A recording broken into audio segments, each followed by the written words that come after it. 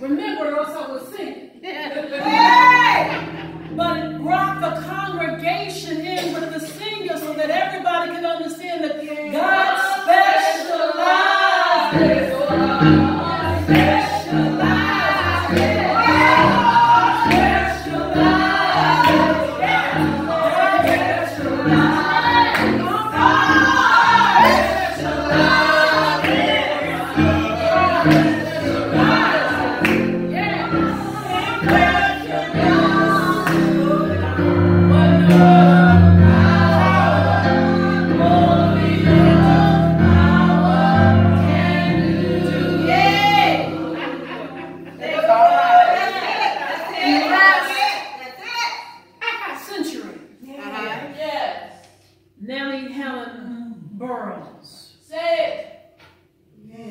Had a dream of creating a school for girls in the nation's capital.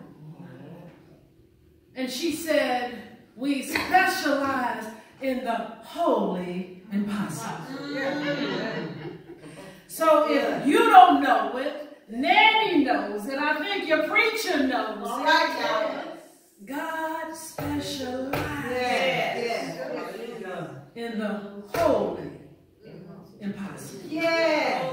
Thank you, God. It's good to be here today. Amen. You know, anytime your pastor asks me to do anything, I always say yes. That's a dangerous thing to have a friend you love so much that anything she asks you to do, you say yes. Yeah. That's good. And every time I'm here, I tell you that you have such a gift in Marissa Pender. Yes. Yes. Her vulnerability, her honesty, her genuine spirit. Yes. The way in which she moves in the world shows her as one who does justice, loves mercy, and walks humbly with her God. Yes. And that is what we are required to do. That's it. So there's no doubt about that one back there. Amen. Right. There's some others I don't know. Right? But there's no doubt about that one back there. Amen. So I'm glad to be here with you all this morning. Amen. I'm also glad that there are some special friends with me this morning. Linda Bryan and Wendy Belkin, great friends of ours, are here. As well as Judy Grayboys, a friend of ours from San Francisco. And of course, I came here with my beloved, Mary Dad. Yes, so I feel doubly at home to be here in this place and to be with you and those I love, and just to be here on this beautiful day. I don't know if it's fall or what. I look like it's fall, don't I? And I feel comfortable when I have on, but the weather is very interesting. Let's take a moment for word of prayer. Oh, great mystery, the one who specializes in the holy impossible. On this day, we ask that you continue to bless us during the course of this service. And that you would use me in such a way that people realize it is your spirit, it is the gift you've given me that shows up today. So that your people may leave this place with something that encourages them as they move out into the world where they need some impossible things to happen. Where we do the work we're called to do because our city and our state and our nation need some impossible things to happen. God, we ask that you will continue to bless us in our coming and our going. And we open our hearts now to receive what your Spirit will plant within the core of our hearts. And that we will carry it from this place and water it so that it may grow and yield fruit in our lives. And so it is. So it is.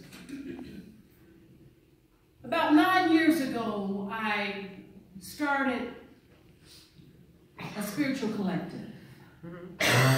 And I called it Sister Harriet, after my patron saint, Harriet Tubman. I've always been fascinated by Harriet Tubman, even when I was a kid growing up in Wichita, Kansas. Because I found it amazing that somehow she had the fortitude to be able to move from a place of slavery to freedom. And also have the vision to understand that freedom was something she could not hold on to by herself, but she had to go back and get some other people and bring them to that free place as well. Sometimes we get things that we think is just for us, but there are other people who realize what it means to love justice and mercy so much that you're willing to go back and to help and bring someone else come forward. I was amazed by her generosity of spirit, especially in light of the things that she was dealing with her body. She had a disability that caused her to sleep because she was injured by her slave owner. What she would do and how one escaped slavery was that you would often travel underneath the cloak of darkness. Oh, freedom isn't a day journey. Freedom is a night journey. Underneath the stars and the moonlit sky, freedom is a night journey. She journeyed with other African Americans to a place of freedom through deep, dark valleys. Don't forget that. Deep, dark valleys. Sometimes when we talk about the darkness, we don't fully appreciate how it can be both a burden and a blessing. The deep darkness. I'm concerned about our world because I see we are moving increasingly in a vein of hyper-independence. Well, we have the idea that we can journey through this world all by ourselves. We don't need anybody else. And it is a hyper-independence that is also marked by consumerism and isolation. If you have seen the Nike commercials or you know what the ads are like, it's an athlete and the athlete is doing some incredible training, and of course the tagline is always what? Just do it. And it's inspiring because it really hits closer home with our ideas about the hero's journey. And how we love to see and believe people make these great feats all by themselves. We admire that. And in our Western culture, we appreciate it so much that we denigrate community or a helping hand. It's this just do it culture. But it's not sufficient justice out there because it's also a, like I said, consumeristic just buy it culture. Because once you are that athlete, you need the right tennis shoes, the right shorts, the right top, the right gym bag, the right gym membership. And we have all the things in our world to encourage you because we will tell you you're not enough. You need to buy this. You need to buy that. If you're going to be beautiful, you're going to need this. You're going to need to drive that. You're going to need to live here. But if you live here, because we also move into these places of isolation, you need to just gain it. Well, we have all of these communities where we gain ourselves as a sense of security from them. And as a nation, there's a man going around talking about gaining the country. Yeah. Lord have mercy. No need to mention names. Nope. No need. Right. In our just do it, just buy it, just gain it culture, I'm concerned. Yeah. I'm concerned because what it says to me is that we really don't understand how we are radically interdependent with each other.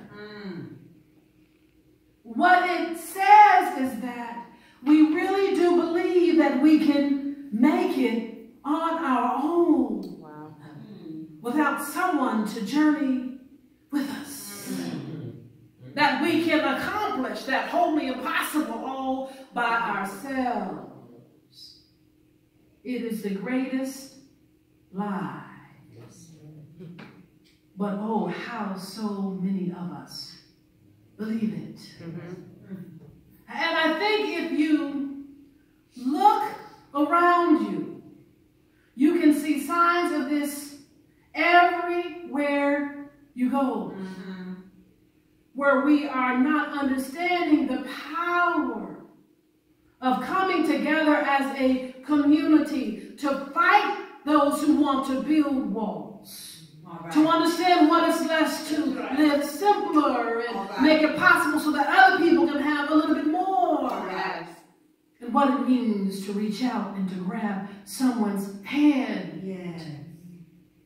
We cannot make it in this just do it, just buy it, just gain it culture.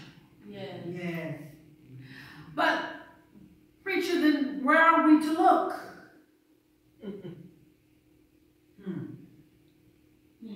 It's been easy this week to find things to look at that would encourage us to move out of these places of isolation into community. It started out earlier last week with the threat of pipe bombs going out to individuals who were Democrats in the CNN media offices. And some people didn't seem to care about that. Didn't seem to understand how that was a threat to our nation, our community, which was disturbing. And then we can talk about how on Wednesday, just outside of Louisville in Jeffersontown, a man who couldn't get into a church got into a Kroger and killed 2 African Americans. Yes, he did. And as I was preparing the speech, I didn't know that I would have to include something about Tree of Life Synagogue. My Lord. Where a man who was concerned about refugees thought he would make a statement by going into a synagogue. My Lord. My Lord. At the time when they were having a naming ceremony for a child. Wow. And he would place his bullets in bodies. I didn't think we'd have to talk about that this morning because it's a flashback directly to 2015 in Charleston at Emmanuel AME Church. And so I've been saying, well, where do we go from here? And you know that's not a new question. It's one that Martin Luther King asked in 1967. Where do we go from here when we look at our country and our nation and see the fragmentation in the way in which our communities are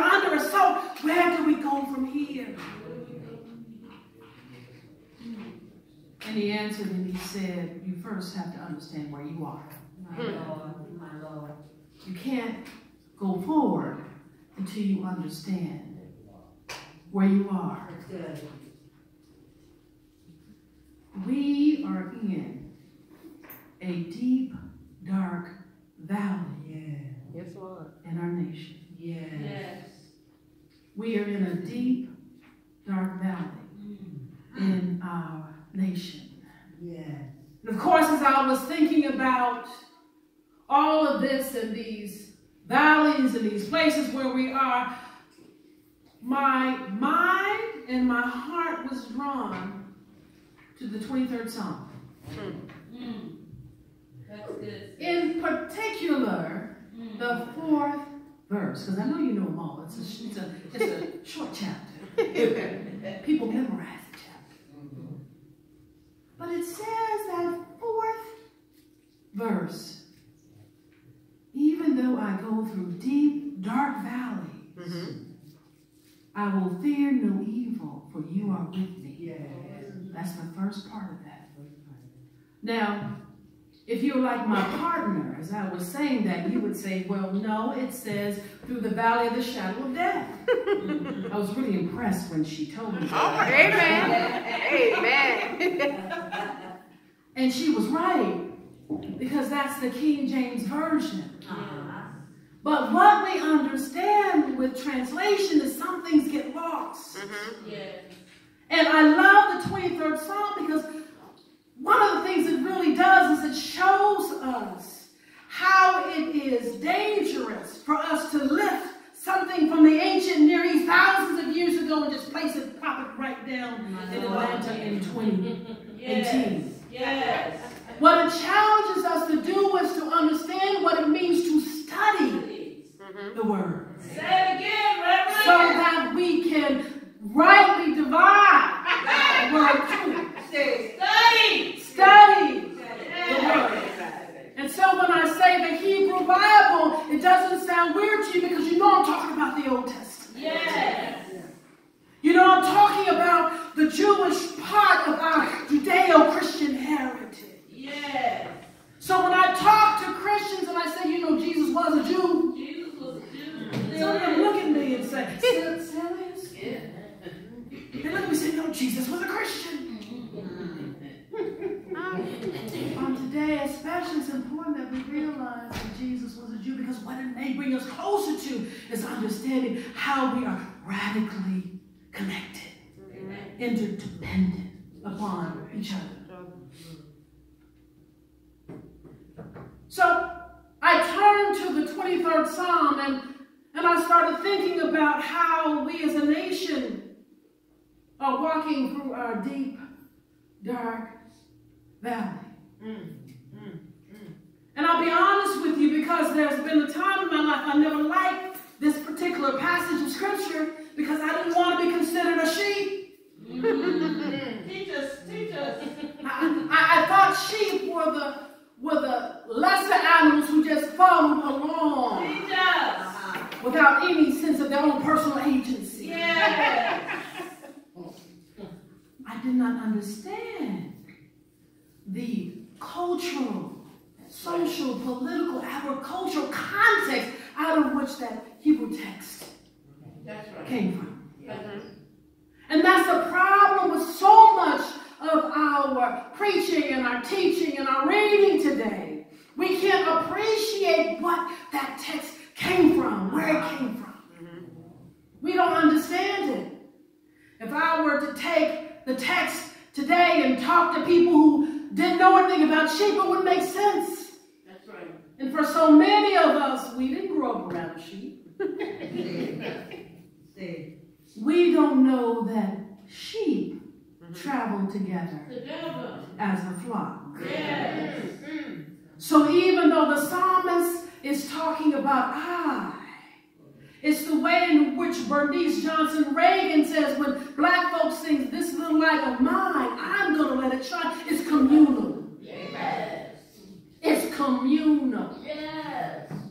But I stopped at the 4th verse because what I understood was the picture that the psalmist was drawing was one that fits us perfectly today. Teach us. Now, you know, before the 4th verse, we talk about how the shepherd leads us in green pastures. Yes. And at the end of the chapter, we talk about how we will return to the house of the Lord. Again, the King James says remain, but the Hebrew says return. Which to me evokes a sense of us being in a consistent cycle of journey, of traveling and coming to know God even more and more each day. Yes. And it's not about getting to a place and staying there.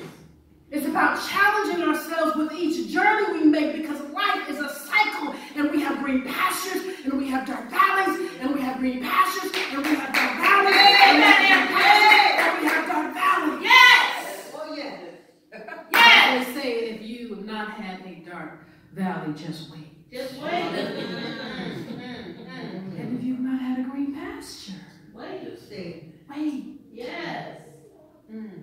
But what the idea is that a shepherd's job was to take the sheep to places where the sheep could graze. Yes. Because that's what sheep do. Yeah. They need to get something in their mouths, and then they'll chew on it for a long time. Yeah. And as they're digesting it, these sheep also need a place of security where they can rest. Yes. Because that's part of the digestive system. Yeah. They need protection, they need care, they need support. And sheep aren't dumb. They're not. I learned during my research that sheep can recognize 50 faces for 2 years. Wow. That is why the scripture says the sheep know the name, the voice of the shepherd. Yes. Sheep aren't dumb animals. All right. They're like us, sometimes stubborn and willful, can be destructive. All the things we are. So maybe it's not inappropriate that we are likened to sheep. But once they have taken their fill in these green pastures, they have to journey through the canyon. In that speech that I referenced, Martin Luther King talked about mountains of evil and mountains of oppression. And if you think about these mountains, and if you know anything about a canyon, you know it comes down to a V, and in that bottom there is a path. And that is what the scripture is talking about when it says the deep, dark places. Because when the shepherd was taking the sheep through that path, that's the places where predators would wait. You don't wait on the side of the mountain. You don't wait in the clearing. You wait in the place where people are vulnerable. Our political system hits people where they're vulnerable. A criminal in your neighborhood hits you where you're vulnerable. When you're feeling just a little down low, that's where the person who really didn't like it that much hits you, because you're vulnerable. It's in that deep, dark place where we can so often be afraid because we know evil is lurking.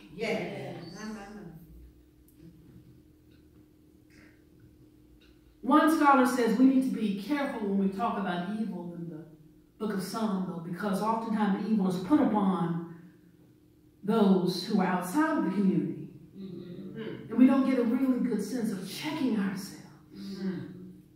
But I think the evil I want to have us think about is the systematic oppression, those mountains of evil and oppression that Dr. King talked about, that continually threaten the lives of people. Which is why it's so important that people are encouraged to vote this year on behalf of their own interests. It is a system of oppression that bears down on communities and people who are vulnerable. And we fall in our deep, dark places. But it's not just the fact that there are predators. It's also the fact that life has within it the capacity for us to walk down that path and for us to just Stray a little bit to the left or a little bit to the right. It's not about the predator at that point. It's about how we have secured our feet on the path. Even in that instance, we know that we are not alone. And sometimes when you fall off the path, you fall off the wagon, you make some mistakes. It could be a deep, dark place in your life. So yes, there are these deep, dark valleys. But the verse also says, I will fear not, for you are with me. And as I thought about Harriet Tubman and how she made those journeys, she was very sure of herself about who she was traveling with. She realized who the captain was who was making it possible for her to take people to freedom.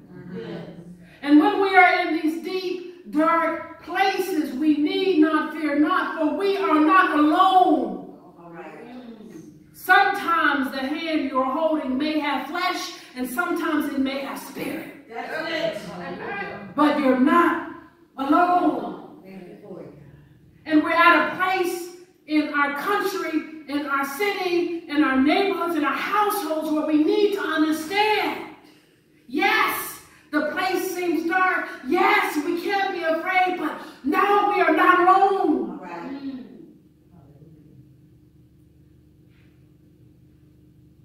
We can talk about all the things that happened this past week. Those are the big things. But we can also talk about the things that happen in our personal lives. That's it. The struggles you may not have talked about. You may not have told anyone this week. That's it. But it's the dark places where you cry and you weep and you realize you know exactly how hard the journey, the road is. I believe what makes the difference in our being able to travel the path, again, is knowing that we're not alone. Because the reality is, my friends, on this path you can't go back.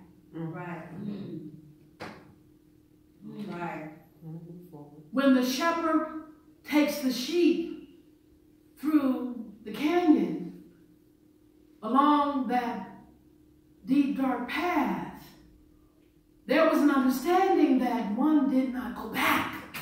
The sheep had to go through. All right. You have to go through to the other side.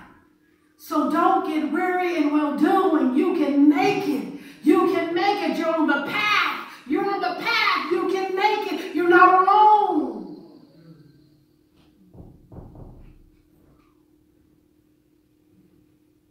But we need to realize that. And sometimes it means that we need to reach out to each other. All right. Just to check on each other. To see how you're doing. I got so excited about the sermon that I forgot to tell you my title. That's all right. That's all right. Because I was going to make it plain at this point. Yeah. The title of my sermon That's good. is Counting Sheep. All right. Okay. All right. That's good. It's counting sheep. Very good. That's good. That's good. That's good. And what I mean by that, I'm not talking about getting to sleep. Although some people said that the origin of that phrase came out of shepherds at night counting each of his sheep to make sure they all were there. Yes. But that's not the way to fall asleep. It's too much of an active activity. You need passive activity in order to fall asleep. This is what I found in my research. This is what they said. Thank you. Passive, okay. But when we count sheep, we are looking for the brother or the sister who should be sitting to our right or our left. Right. Good. When we count sheep, Yes. we are looking in the voting booth Yes. at people whose concerns may be listed or not listed on that ballot. Yes. when we count sheep, we look at our educational system and we realize that there may be some kids who are not listed, who should be listed, who should be concerned about in our community. Yes. All right. When we count sheep, Yes. we look at our friends. And we realize, who haven't I seen lately? Who hasn't showed up lately? Because one thing about these journeys we take, you never know what people are going through. That's Say right. it. Unless you take an accounting of who's here and who's not here. That's good. That's good. We can't be satisfied at this point in time, friends. In his speech, as I close, Martin Luther King said we have to leave with divine dissatisfaction. We have to leave with divine dissatisfaction. We have to be divinely dissatisfied where we are as a nation, where we are as a state, what's going on in our community, so much so we will show up. Yes. Even when the path is dark and hard, we will show up. Because we realize we just can't do it by ourselves. We will show up. Because we realize it's not about the more things you have. We will show up. Because we realize that isolation is deadly. I believe we can do the whole impossible. But only when we choose to be present and concerned about those who are traveling the journey with us. Even when I walk through the deepest, darkest places in my life,